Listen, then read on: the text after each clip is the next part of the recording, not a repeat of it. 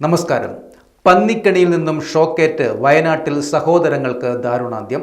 വയനാട് വാഴവറ്റ കരിങ്കണ്ണിക്കുന്നിലാണ് സംഭവം നടന്നത്. 37കാരനായ അനൂപും 35കാരനായ ഷിനു എന്നിവരാണ് മരണപ്പെട്ടത്. ഇവർ നടത്തിവരികയായിരുന്ന കോഴി ഫാമിൽ വെച്ചാണ് ഇവർക്ക് ഷോക്കേൽക്കുന്നത്. മൃഗങ്ങളെ തടയുവാനായി സ്ഥാപിച്ച വൈദ്യുതി വയറിൽ നിന്നാണ് ഇവർക്ക് ഷോക്കേറ്റത്.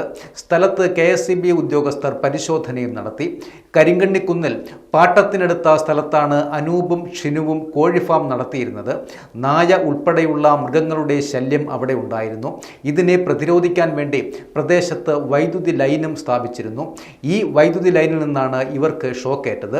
ഇതിനു പിന്നാലെ ഇരുവരെയും ഇന്ന് രാവിലെ ആശുപത്രിയിൽ എത്തിച്ചുവെങ്കിലും ഇരുവരും മരണപ്പെടുകയായിരുന്നു. മൃതദേഹം കൽപ്പറ്റയിലെ ആശുപത്രികളിലേക്ക് മാറ്റിയിരിക്കുകയാണ്. ഇഞ്ചി കൃഷി ചെയ്ത് നഷ്ടം സംഭവിച്ചതോടെയാണ് ഇരുവരും വളർത്തുകോഴി കൃഷിയിലേക്ക് മാറുന്നത്.